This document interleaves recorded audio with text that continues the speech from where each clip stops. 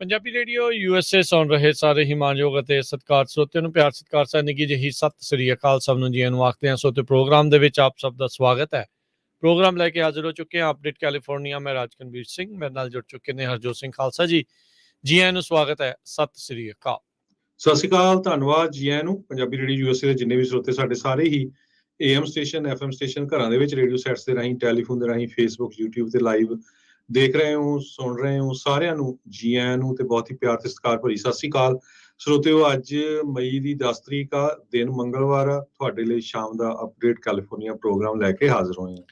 Programme ਸ਼ੁਰੂ ਕਰਨ ਤੋਂ ਪਹਿਲਾਂ ਸਾਡੇ ਅੱਜ ਦੇ ਸਪਾਂਸਰਸ ਉਹਨਾਂ ਦਾ ਧੰਨਵਾਦ। ਖਾਲਸਾ ਇੰਸ਼ੋਰੈਂਸ ਏਜੰਸੀ, ਜਿਨ੍ਹਾਂ ਦੇ ਕੋਲੋਂ ਤੁਸੀਂ ਹਰ ਇੱਕ ਤਰੀਕੇ ਦੀ ਇੰਸ਼ੋਰੈਂਸ ਕਰਵਾ ਸਕਦੇ ਹੋ। ਇੰਸ਼ੋਰੈਂਸ ਬਾਰੇ ਪਤਾ ਕਰਨ ਲਈ call 408-272-2500 4082722500। Terkiana immigration law firm immigration ਦਾ ਹੋਵੇ ਕਿਸੇ ਵੀ ਤਰੀਕੇ ਦਾ ਕੰਮ, call attorney J Terkiana 415-909-0503 4159090503। Amarjit Singh Fresno, Gurbachan Singh Nagra Sacramento, Avtar Singh Manzil Clovis, Jugraj Singh Dhaliwal, Kamaljit Singh Makhan Daulatpuria Stockton, Harjinder Singh Brar Bakersfield, Inderjit Singh Barring Manteca Zander group, ਜਿੱਥੋਂ ਤੁਸੀਂ ਹੋਮ ਲੋਨਸ, ਘਰ ਖਰੀਦਣਾ ਤੇ ਘਰ ਵੇਚਣ ਦੀਆਂ ਸਾਰੀਆਂ ਸਰਵਿਸਿਜ਼ ਲੈ ਸਕਦੇ ਹੋ। ਕਾਲ ਕਰੋ ਮੋਹਨ ਸਿੰਘ ਚੀਮਾ 8559052575 855-905-2575। ਇਹਨਾਂ ਸਾਰਿਆਂ ਦਾ ਧੰਨਵਾਦ। ਜੇਕਰ ਤੁਸੀਂ ਜਾਂ ਕੋਈ ਹੋਰ ਕਾਰੋਬਾਰ ਇਸ ਪ੍ਰੋਗਰਾਮ ਨੂੰ ਸਪਾਂਸਰ ਕਰਨਾ ਚਾਹੁੰਦੇ ਹੋ, ਸੰਪਰਕ ਕਰ ਸਕਦੇ ਹੋ ਨੰਬਰ 408-722-7698 ਦੇ ਉੱਤੇ। ਜੀ, ਅੱਜ ਦੀਆਂ ਖਬਰਾਂ ਵੱਲ ਚੱਲੀਏ ਤੇ ਜਿਸ ਤਰ੍ਹਾਂ ਆਪਾਂ ਸਵੇਰੇ ਵੀ ਕਵਰ ਕੀਤਾ ਸੀ, ਪ੍ਰੈਜ਼ੀਡੈਂਟ ਜੋ ਬਾਈਡਨ ਉਹਨਾਂ ਨੇ ਅੱਜ ਇਨਫਲੇਸ਼ਨ ਦੇ ਸੰਬੰਧ ਦੇ ਵਿੱਚ ਪ੍ਰੈਸ ਕਾਨਫਰੰਸ ਕੀਤੀ ਹੈਗੀ ਆ। ਉਹਦੇ 'ਚ ਉਹਨਾਂ ਨੇ ਦੋ ਮੇਨ ਰੀਜ਼ਨ ਇਨਫਲੇਸ਼ਨ ਦੇ ਦੱਸੇ ਆ। ਇੱਕ ਪੈਂਡੈਮਿਕ ਦੱਸਿਆ ਤੇ ਦੂਸਰਾ ਪੂਟਨ ਦੀ ਜਿਹੜੀ ਲੜਾਈ ਆ ਰਸ਼ੀਆ ਦੀ ਯੂਕਰੇਨ ਦੇ ਵਿੱਚ। ਸੋ ਇਹਨੂੰ ਲੈ ਕੇ ਬਹੁਤ ਸਾਰੇ ਜਿਹੜੇ ਕੰਜ਼ਰਵੇਟਿਵਸ ਆ ਉਹ ਟਵਿੱਟਰ ਦੇ ਉੱਤੇ ਉਹਨਾਂ ਨੇ ਇਹਦਾ ਵਿਰੋਧ ਕੀਤਾ ਆ। ਕਹਿੰਦੇ ਵੀ ਆਪਣੇ ਸਿਰ ਪ੍ਰੈਜ਼ੀਡੈਂਟ ਬਾਈਡਨ ਉਹਨਾਂ ਨੇ ਇਨਫਲੇਸ਼ਨ ਦਾ ਜ਼ਿੰਮੇਵਾਰੀ ਨਹੀਂ ਲਈ ਹੈਗੀ, ਕਿਉਂਕਿ ਜਿਹੜਾ ਪੈਂਡੈਮਿਕ ਆ ਉਹ ਪਹਿਲਾਂ ਦਾ ਹੀ ਸੀ 2 ਸਾਲ ਤੋਂ, ਔਰ ਜਿਹੜੀ ਲੜਾਈ ਆ ਉਹ ਹੁਣ ਜਿਹੜੀ ਹੋਈ ਹੈਗੀ ਆ ਉਹਦੇ 'ਚ ਤਾਂ ਚਲੋ ਅਮਰੀਕਾ ਦਾ ਕੋਈ ਹੱਥ ਨਹੀਂ ਹੈ। ਤੇ ਇਸ ਦੇ ਸੰਬੰਧ ਦੇ ਵਿੱਚ ਪ੍ਰੈਜ਼ੀਡੈਂਟ ਬਾਈਡਨ ਉਹਨਾਂ ਨੇ ਕਿਹਾ ਵੀ ਮੇਰੀ ਨੰਬਰ 1 ਪ੍ਰਾਇਓਰਟੀ ਇਹੀ ਆ, ਇਨਫਲੇਸ਼ਨ ਨੂੰ ਕਿਸ ਤਰ੍ਹਾਂ ਜਲਦੀ ਤੋਂ ਜਲਦੀ ਜਿਹੜਾ ਆ ਥੱਲੇ ਲੈ ਕੇ ਆਉਣਾ ਹੈਗਾ। ਜੀ, ਹੁਣ ਦੇਖੋ ਕੀ ਇਸ ਦੇ ਵਿੱਚ ਬਣਦਾ ਹੈਗਾ। ਗੈਸ ਦੀਆਂ ਪ੍ਰਾਈਸਾਂ ਜਿਹੜੀਆਂ ਆ ਉਹ ਨਵੇਂ ਰਿਕਾਰਡ ਤੋੜ ਰਹੀਆਂ ਨੇ। ਬਾਈਡਨ ਉਹਨਾਂ ਨੇ ਕਿਹਾ ਵੀ ਗਲੋਬਲ ਫੋਰਸਿਸ, ਦੁਨੀਆ ਦੇ ਅਰਥਚਾਰੇ ਦੇ ਵਿੱਚ ਇਸ ਦੇ ਉੱਤੇ ਜਿੰਮਾ ਹੈ, ਜਿੱਦਾਂ ਹਰਜੋਤ ਜੀ ਨੇ ਹੁਣੇ ਜਿਹੜਾ ਉਹ ਦੱਸਿਆ ਆ। ਤੇ ਉਹਨਾਂ ਨੇ ਕੁਛ ਰਿਪਬਲਿਕਨਸ ਦੇ ਉੱਤੇ ਵੀ ਬਲੇਮ ਜਿਹੜਾ ਉਹ ਸਿੱਟਿਆ। ਉਹਨਾਂ ਨੇ ਕਿਹਾ ਵੀ ਜਿਹੜਾ ਇਕਨੋਮਿਕ ਦੇ ਤੌਰ ਦੇ ਉੱਤੇ ਖਾਸ ਕਰਕੇ ਜਿਹੜਾ ਟੈਕਸ ਬ੍ਰੇਕ ਦਿੱਤਾ ਗਿਆ ਵੱਡੀਆਂ ਕਾਰਪੋਰੇਸ਼ਨਸ ਨੂੰ, ਉਸ ਦੇ ਉੱਤੇ ਜ਼ਿੰਮੇਵਾਰ ਉਹਨਾਂ ਨੇ ਠਹਿਰਾਇਆ। ਨਾਲ ਉਹਨਾਂ ਨੇ ਕਿਹਾ ਵੀ ਜਿਹੜੇ ਰਿਪਬਲਿਕਨਸ ਨਵਾਂ ਟੈਕਸ ਪਲਾਨ ਲੈ ਕੇ ਆ ਰਹੇ ਆ, ਉਸ ਦੇ ਤਹਿਤ ਆਮ ਲੋਕਾਂ ਦਾ 75 ਮਿਲੀਅਨ ਫੈਮਲੀਜ਼ ਦਾ, ਅਮਰੀਕਨ ਫੈਮਲੀਜ਼ ਦਾ 1000 ਤੋਂ ਵੱਧ ਟੈਕਸ ਜਿਹੜਾ ਆ ਉਹ ਵੱਧ ਜਾਣਾ ਹੈਗਾ ਆ, ਜਿਹੜੇ ਰਿਪਬਲਿਕਨਸ ਦਾ ਜਿਹੜਾ ਟੈਕਸ ਪਲਾਨ ਆ ਉਸ ਦੇ ਤਹਿਤ। ਹੁਣ ਦੇਖੋ ਅੱਗੇ ਕੀ ਬਣਦਾ ਆ। ਬਲੇਮ ਗੇਮ ਜਿਹੜੀ ਉਹ ਚੱਲ ਰਹੀ ਹੈ, ਇਲੈਕਸ਼ਨ ਈਅਰ ਆ, ਤੇ ਇਹੀ ਕੁਛ ਜਿਹੜਾ ਹਰਜੋਤ ਸਿੰਘ ਜੀ ਇਸ ਟਾਈਮ ਪੂਰੇ ਕਹਿ ਲਓ ਵੀ ਜੰਗੀ ਪੱਧਰ ਦੇ ਉੱਤੇ ਇੱਕ ਦੂਜੇ ਦੇ ਉੱਤੇ ਦੋਸ਼ ਜਿਹੜੇ ਆ ਉਹ ਮੜੇ ਜਾ ਰਹੇ ਹੈਗੇ। ਪਰ ਲੋਕਾਂ ਦਾ ਕਚੂੰਬਰ ਜਿਹੜਾ ਇਸ ਪੂਰੇ ਮਾਮਲੇ ਦੇ ਵਿੱਚ ਨਿਕਲਿਆ ਪਿਆ ਹੈਗਾ ਆ। ਹਰ ਇੱਕ ਪਾਸੇ ਇੱਦਾਂ ਦੀਆਂ ਡਰਾਉਣੀਆਂ ਖਬਰਾਂ ਕਹਿ ਸਕਦੇ ਹਾਂ ਅਰਥਚਾਰੇ ਨੂੰ ਲੈ ਕੇ ਆ ਰਹੀਆਂ ਆ। ਤੇ ਅਸੀਂ ਗੱਲਬਾਤ ਇਸ ਤੋਂ ਪਹਿਲਾਂ ਜਿਹੜੀ ਹਰਜੋਤ ਸਿੰਘ ਜੀ ਕਰ ਰਹੇ ਸੀ, ਕਈ ਕੰਪਨੀਜ਼ ਨੇ ਲੇ ਆਫ ਵੀ ਜਿਹੜੇ ਇਸ ਦੇ ਬਾਬਤ ਆ ਉਹ ਸ਼ੁਰੂ ਕਰ ਦਿੱਤੇ ਆ। ਅੱਜ ਇੱਕ ਕੰਪਨੀ ਕਾਰਵਾਨਾ ਜਿਹੜੀ ਸ਼ਾਇਦ ਆ, ਉਹਨਾਂ ਨੇ ਹਜ਼ਾਰਾਂ ਦੀ ਸੰਖਿਆ ਦੇ ਵਿੱਚ ਇੰਪਲਾਈਜ਼ ਕੱਢਣ ਦੀ ਗੱਲ ਆਖੀ ਆ। ਜੀ ਬਿਲਕੁਲ, ਜਿਹੜੀ ਕਾਰਵਾਨਾ ਕੰਪਨੀ ਆ ਆਪਾਂ ਜਾਣਦੇ ਆ, ਇਹ ਟਰਾਂਸਪੋਰਟੇਸ਼ਨ ਸੈਕਟਰ ਦੇ ਵਿੱਚ ਹੈਗੀ ਆ। ਬਹੁਤ ਜਗ੍ਹਾ ਦੇ ਉੱਤੇ ਇਹਨਾਂ ਨੇ ਆਪਣੇ ਜਿਹੜੇ ਰੀਟੇਲ ਸੈਂਟਰਸ ਵੀ ਖੋਲ੍ਹੇ ਸੀ, ਜਿੱਥੇ ਤੁਸੀਂ ਯੂਜ਼ ਕਾਰਾਂ ਖਰੀਦ ਸਕਦੇ ਸੀ। ਸੋ ਅੱਜ ਕਾਰਵਾਨਾ ਪਹਿਲੀ ਕੰਪਨੀ ਆ ਜਿਸ ਨੇ ਐਡੀ ਵੱਡੇ ਅਮਾਊਂਟ ਦੇ ਵਿੱਚ ਲੇ ਆਫ ਕੀਤੇ ਆ। 2500 ਦੇ ਕਰੀਬ ਅੱਜ ਕਾਰਵਾਨਾ ਇਹਨਾਂ ਦਾ ਮੇਨ ਆਫਿਸ ਫੀਨਿਕਸ ਦੇ ਵਿੱਚ ਆ। ਟਰਾਂਸਪੋਰਟੇਸ਼ਨ ਨਾਲ ਰਿਲੇਟਡ ਕਾਰਾਂ ਦੇ ਬਿਜ਼ਨਸ ਦੇ ਵਿੱਚ ਇਹਨਾਂ ਨੇ ਲੇ ਆਫ ਕੀਤੇ ਆ। ਕੱਲ ਇੱਕ ਬਰੂਮ ਨਾਮ ਦੀ ਕੰਪਨੀ ਆ ਨਿਊਯਾਰਕ 'ਚ, ਉਹਨਾਂ ਨੇ 270 ਲੋਕ ਲੇ ਆਫ ਕੀਤੇ। ਰੀਫ, ਇਹ ਵੀ ਇੱਕ ਟਰਾਂਸਪੋਰਟੇਸ਼ਨ ਨਾਲ ਹੀ ਰਿਲੇਟਡ ਕੰਪਨੀ ਆ ਮਿਆਮੀ ਦੇ ਵਿੱਚ, ਇਹਨਾਂ ਨੇ ਫਰਾਈਡੇ ਨੂੰ 750 ਲੋਕ ਲੇ ਆਫ ਕੀਤੇ ਹੈਗੇ ਆ। ਇੱਕ ਲੇ ਆਫ.fy ਆਈ ਟਰੈਕਰ, ਇਹ ਕਿਸੇ ਨੇ ਬਲੌਗ ਸੈਟਅਪ ਕੀਤਾ ਹੈ ਵੀ ਕਿਹੜੀ ਕੰਪਨੀ ਕਦੋਂ ਲੇ ਆਫ ਕਰ ਰਹੀ ਆ, ਕਿੰਨੇ ਲੋਕਾਂ ਨੂੰ ਲੇ ਆਫ ਕੀਤਾ ਆ। ਉਹਨਾਂ ਨੇ ਇਹ ਮਾਰਚ 11 2020 ਤੋਂ ਸ਼ੁਰੂ ਕੀਤਾ ਹੋਇਆ ਹੈ, ਜਿਹਦੇ ਅਨੁਸਾਰ 676 ਦੇ ਕਰੀਬ ਸਟਾਰਟਅਪ ਕੰਪਨੀਆਂ ਨੇ ਲੇ ਆਫ ਕੀਤੇ ਆ। ਹੁਣ ਤੱਕ ਟੋਟਲ 1,10,267 EMPLOYE ਬਣਦੇ ਹੈਗੇ ਆ। ਸੋ ਜੇ ਉਸ ਟਰੈਕਰ ਨੂੰ ਤੁਸੀਂ ਦੇਖੋ, ਇਸ ਮਹੀਨੇ 'ਚ ਹਰ ਰੋਜ਼ 2-3 ਕੰਪਨੀਆਂ ਲੇ ਆਫ ਕਰ ਰਹੀਆਂ ਆ। ਜਿਸ ਤਰ੍ਹਾਂ ਮਈ 4 ਨੂੰ 5-6 ਕੰਪਨੀਆਂ ਨੇ, ਇੱਕ ਸੈਂਡ ਕੰਪਨੀ ਆ ਸਿਡਨੀ 'ਚ, ਉਹਨਾਂ ਨੇ 300 ਲੋਕ ਲੇ ਆਫ ਕੀਤੇ। ਕੈਮੀਓ ਨੇ ਸ਼ਿਕਾਗੋ 'ਚ, ਮੇਨ ਸਟਰੀਟ ਸੈਨ ਫਰਾਂਸਿਸਕੋ 'ਚ, ਆਈਡੀਆ ਕਲਿੱਕ ਸਿਆਟਲ 'ਚ, ਵਾਈਜ਼ ਨਿਊਯਾਰਕ 'ਚ। ਸੋ ਬਹੁਤ ਸਾਰੀਆਂ ਕੰਪਨੀਆਂ ਨੇ ਹਾਇਰਿੰਗ ਤੇ ਫਰੀਜ਼ ਵੀ ਲਾਤੀ ਆ, ਜਿਸ ਤਰ੍ਹਾਂ ਫੇਸਬੁੱਕ ਆ। ਸੋ ਇਹਦਾ ਅਸਰ ਬਹੁਤ ਜ਼ਿਆਦਾ ਪੈਣ ਜਾ ਰਿਹਾ ਆ। ਐਮਾਜ਼ੋਨ ਦਾ ਸਟਾਕ ਆਪਾਂ ਸਵੇਰੇ ਦੱਸਿਆ ਸੀ ਵੀ 40% ਡਾਊਨ ਹੋ ਗਿਆ। ਸੋ ਬਹੁਤ ਸਾਰੇ ਲੋਕ ਹਜੇ ਵੀ ਜਿਹੜਾ ਰੀਅਲ ਸਟੇਟ ਆ ਉਹ ਸੋਚ ਰਹੇ ਆ ਵੀ ਰੀਅਲ ਸਟੇਟ ਤੇ ਅਸਰ ਨਹੀਂ ਇਹਦਾ ਪੈਣਾ ਹੈਗਾ। ਮੈਂ ਉਸ ਹਿਸਾਬ ਨਾਲ ਲੈਣਾ ਵੀ ਖਾਸ ਕਰਕੇ ਬੇ ਏਰੀਏ ਦੇ ਵਿੱਚ ਜਿਹੜੀਆਂ ਘਰਾਂ ਦੀਆਂ ਪ੍ਰਾਈਸਾਂ ਇੰਨੀਆਂ ਜ਼ਿਆਦਾ ਵਧੀਆਂ ਸੀਆਂ, ਉਹਨਾਂ ਦਾ ਕਾਰਨ ਇੱਕ ਇਹ ਵੀ ਸੀ, ਬਹੁਤ ਸਾਰੇ ਲੋਕ ਆਈਟੀ ਇੰਡਸਟਰੀ 'ਚ ਕੰਮ ਕਰਦੇ ਆ ਤੇ ਉਹਨਾਂ ਨੂੰ ਸਟਾਕ ਆਪਸ਼ਨਸ ਮਿਲਦੀਆਂ ਆ। ਸੋ ਉਹ ਸਟਾਕਸ ਉਧਰੋਂ ਵੇਚ ਕੇ ਤਾਂ ਘਰ ਖਰੀਦ ਲੈਂਦੇ ਸੀ, ਕਿਉਂਕਿ ਉਹਨਾਂ ਦੀਆਂ ਪ੍ਰਾਈਸਿਸ ਇੰਨੀਆਂ ਸੀ। ਹੁਣ ਐਮਾਜ਼ੋਨ ਦਾ ਇੱਕ ਸਟਾਕ $3700 ਤੇ ਗਿਆ ਸੀ, 3740 ਦੇ ਬਰਾਬਰ ਸੀਗਾ ਇੱਕ ਸਟਾਕ, ਤੇ ਉਹ ਘਟ ਕੇ 2100 ਰਹਿ ਗਿਆ। ਹੁਣ ਬਹੁਤ ਸਾਰੇ ਟੈਕਨੋਲੋਜੀ ਕੰਪਨੀ ਦੇ ਸਟਾਕ 60-60, 70-70% ਤੱਕ ਡਾਊਨ ਚਲੇ ਗਏ। ਸੋ ਜਦੋਂ ਹੁਣ ਇੰਨੇ ਡਾਊਨ ਚਲ ਗਏ, ਹੁਣ ਕੋਈ ਵੇਚ ਵੀ ਨਹੀਂ ਸਕਦਾ। ਸੋ ਉਹਨਾਂ ਦੇ ਕੋਲ ਫਿਰ ਡਾਊਨ ਪੇਮੈਂਟ ਲੈਣ ਲਈ ਜੇ ਤਾਂ ਕੈਸ਼ ਹੋਊਗੇ ਫਿਰ ਤਾਂ ਠੀਕ ਆ। ਸੋ ਅਲਟੀਮੇਟਲੀ ਅਸਰ ਤਾਂ ਜ਼ਰੂਰ ਪਊਗਾ, ਜਿੰਨੇ ਕ ਜਿਹੜੇ ਇਕੋਨੋਮਿਸਟ ਉਹ ਕਹਿ ਰਹੇ ਆ। ਪਰ ਇਹ ਕਹਿ ਸਕਦੇ ਆ ਵੀ ਇੰਨਾ ਜ਼ਿਆਦਾ ਕ੍ਰੈਸ਼ ਨਹੀਂ ਹੋਊਗਾ, ਪਰ ਪ੍ਰਾਈਸ ਕਰੈਕਸ਼ਨ ਜਿਹੜੀ ਆ ਏਰੀਆ ਵਾਈਜ਼ ਬਹੁਤ ਹੋ ਸਕਦੀ ਹੈ। 5%, 10% ਜਾਂ 15% ਤੱਕ ਵੀ ਹੋ ਸਕਦੀ ਹੈ। ਜੀ, ਬਿਲਕੁਲ। ਸੋ ਲੈਟਸ ਸੀ ਜਿਹੜਾ ਹਰਜੋਤ ਸਿੰਘ ਜੀ ਕੀ ਬਣਦਾ ਆ। ਪਰ ਇਹ ਕੋਈ ਬਹੁਤੀਆਂ ਚੰਗੀਆਂ ਖਬਰਾਂ ਨਹੀਂ ਹੁੰਦੀਆਂ ਜਦੋਂ ਇੰਨੀਆਂ ਮਾਸ ਲੇ-ਆਫਸ ਹੋਣੀਆਂ ਉਹ ਸ਼ੁਰੂ ਹੋ ਜਾਣ। ਜਿਹੜਾ 2,500 EMPLOYE it means a lot.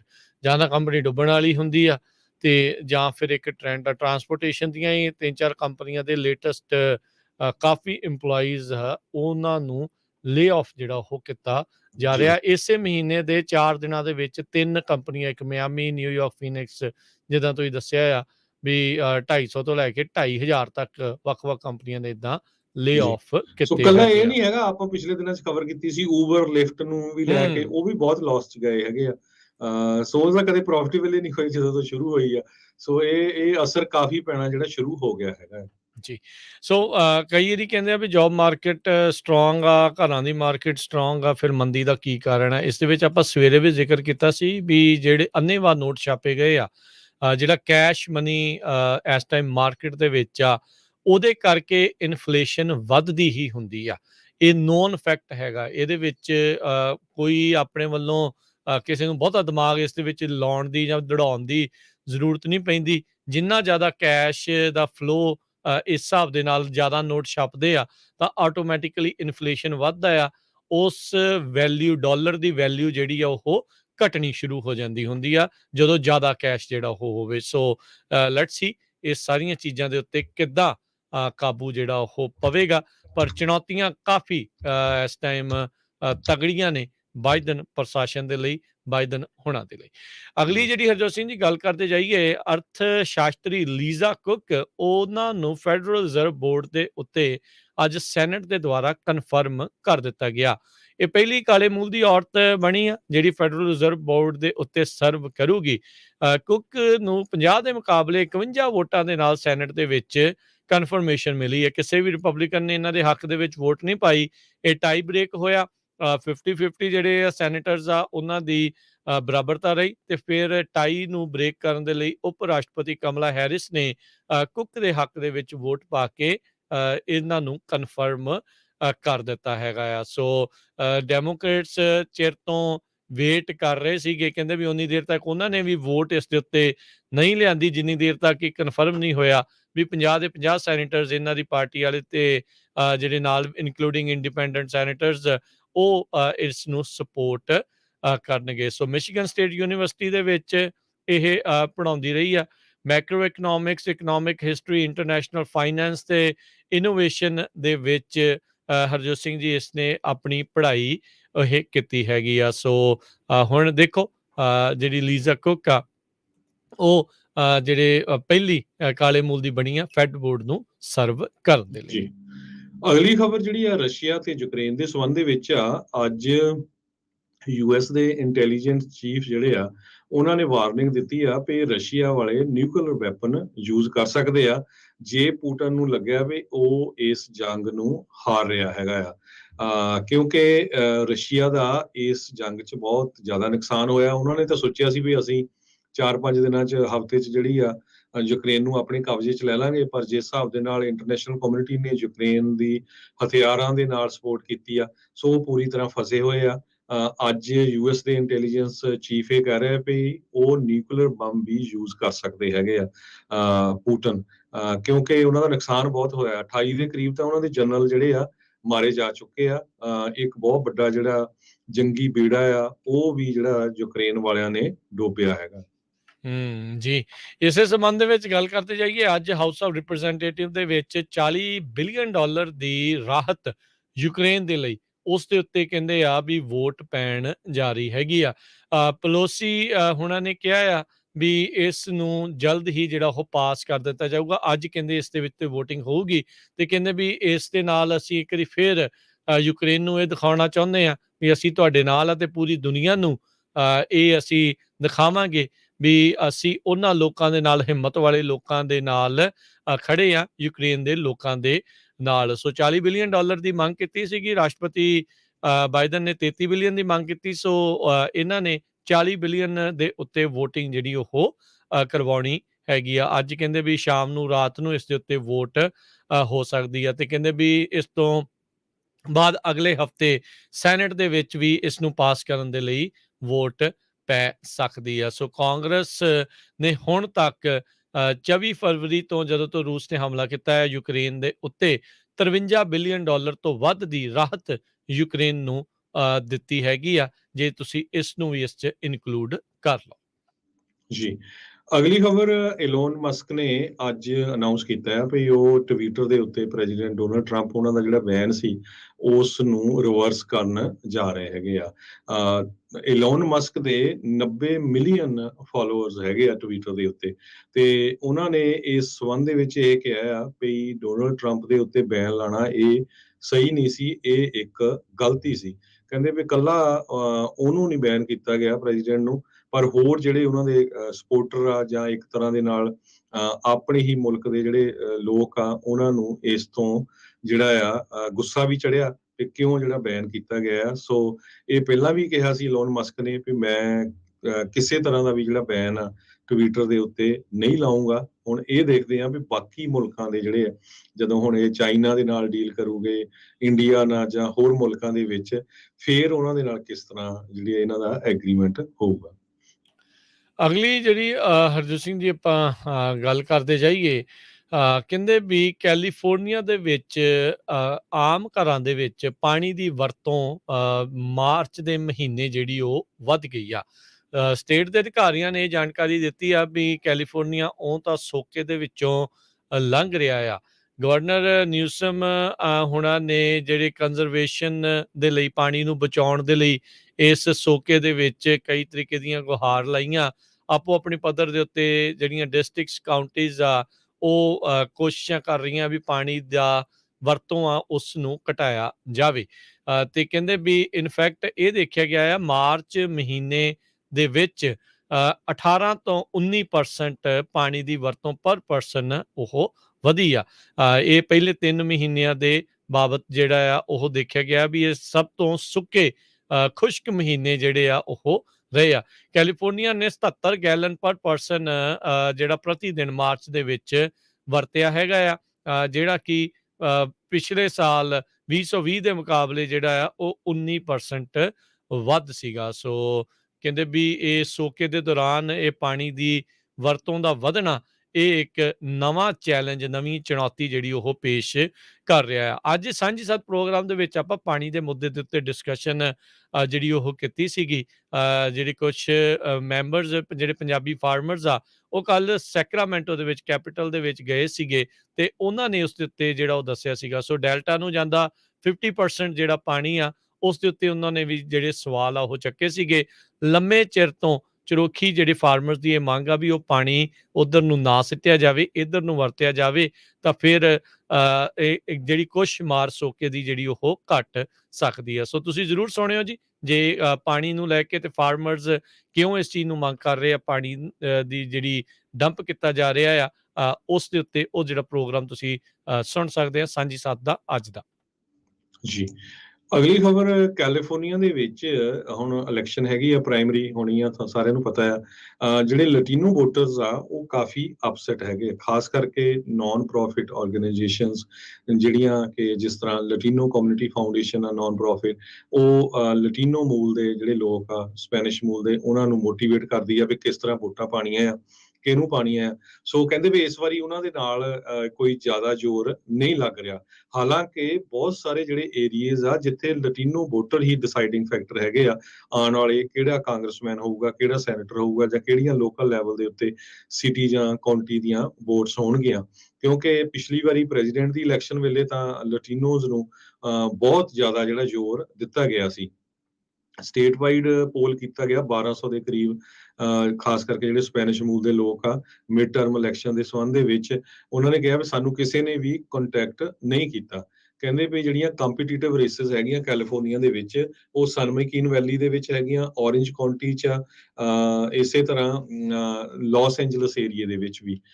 So Democrats ਜਿਹੜੇ ਆ ਕਹਿੰਦੇ ਭਈ ਉਹ ਹੁਣ ਸੋਚ ਰਹੇ ਆ ਵੀ ਸਾਨੂੰ ਹੀ ਪਾਣੀਆਂ ਵੋਟਾਂ, ਪਰ ਕਹਿੰਦੇ ਥੋੜੇ ਜਿਹੇ ਫਿਗਰ ਦੇ ਨਾਲ ਜੇ ਰਿਪਬਲਿਕਨ ਜ਼ਿਆਦਾ ਟਰਨ ਆਊਟ ਹੋ ਗਏ ਤੇ ਕੁਝ ਕਾਂਗਰਸ ਦੀਆਂ ਸੀਟਾਂ ਕੈਲੀਫੋਰਨੀਆ ਵਿੱਚੋਂ ਵੀ ਡੈਮੋਕ੍ਰੇਟ ਲੂਜ਼ ਕਰ ਸਕਦੇ ਆ। ਸੈਨੇਟਰ ਐਲੈਕਸ ਪਡੀਆ, ਜਿਨ੍ਹਾਂ ਨੂੰ ਨੋਮੀਨੇਟ ਕੀਤਾ ਗਿਆ ਸੀ ਗਵਰਨਰ ਗੈਬਨ ਨਿਊਸਮ ਵੱਲੋਂ, ਉਹ ਪਹਿਲੀ ਵਾਰੀ ਹੁਣ ਜੂਨ 7 ਨੂੰ ਜਿਹੜੀ ਪ੍ਰਾਇਮਰੀ ਬੈਲਟ ਹੋਣੀ ਆ, ਉਸ ਬੈਲਟ ਦੇ ਉੱਤੇ ਹੋਣਗੇ।